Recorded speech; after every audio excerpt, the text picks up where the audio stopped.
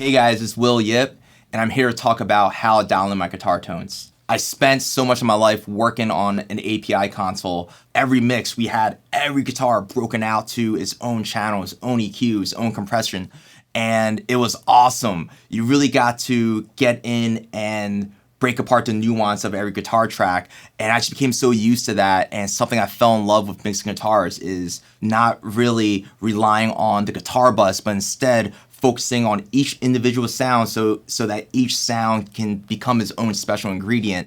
And with the UA API channel strip, I get that same energy. I could use that plugin, apply it to every single one of my guitar tracks, and really mold each track so that they play nice with each other, so that the chemistry within the guitar tracks allow for a great, huge guitar picture. So here's one solo distorted guitar track. Balanced, but a little small. I probably want a little more bite out of it. I'm gonna reach for the API channel strip.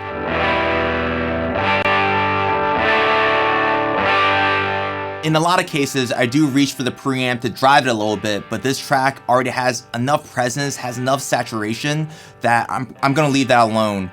Instead, I'm going right to the high pass and reach for about 30 to 40, get rid of the muddy stuff that you'll find with a lot of distorted guitar tracks. Flip on the compressor and set it to about a ratio of 4, a relatively fast release so you're not squashing the life out of the guitar, and driving the threshold so that I'm getting about 1 to 2 decibels of reduction. Not crushing it that much, you're just kissing it to get a consistency in your guitars. The work is all in the EQ. The molding of it is in the 550. It's one of my favorite EQs ever made in this plugin form or in a hardware unit. I'm adding 2 dB of 7K, and I'm also adding 2 dB of 700. The 700 to 800 area, that's where I hear all the music in a guitar track. I think people run away from mids and guitars, and you get this scooped feel in your mix. But to me, rock and roll is in that sweet spot of that mid-range. Not too low, not much lower where you get the boxiness in that 600, and not higher where you get this clickiness, this bite. Instead, there's that sweet spot where there's the musicality in the harmonics of the guitar.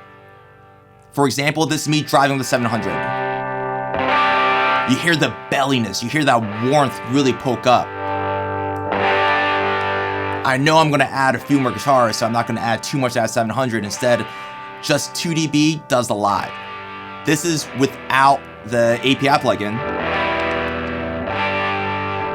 Again, no makeup. That's just all the presence of the EQ that you're hearing going away. So here's the plugin. You get so much more rock and roll. I'm actually getting chills hearing it. You hear the energy at the top end, you hear the mid-range just really come to life, but you don't hear any of the bad stuff. That's why I love this plugin. I love the API stuff because everything is so musical. It sounds like rock music to me. I'm gonna copy that to its guitar double.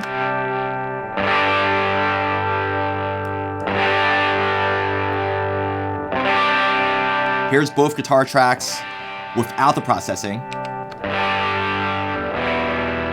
Again, sounds okay, but it's just missing life. It's just missing that presence, that mid presence, that bite, and missing a little consistency.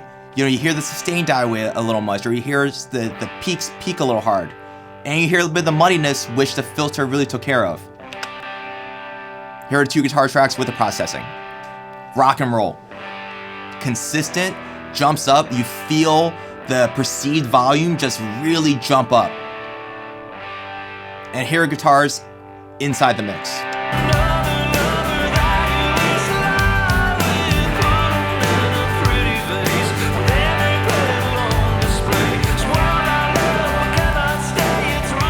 For guitar tracks or for songs that have so many guitar tracks, I'm not afraid to put this plugin on every single guitar and start from there and mold it like I was molding on a console, that each channel you have its own 550 EQ. That's a dream. Everyone has that inside the box. Everyone has that capability with this plugin inside the box. So that's my tip on molding rock guitar tracks in a mix. Hopefully you can take that and really bring your guitar tracks to life.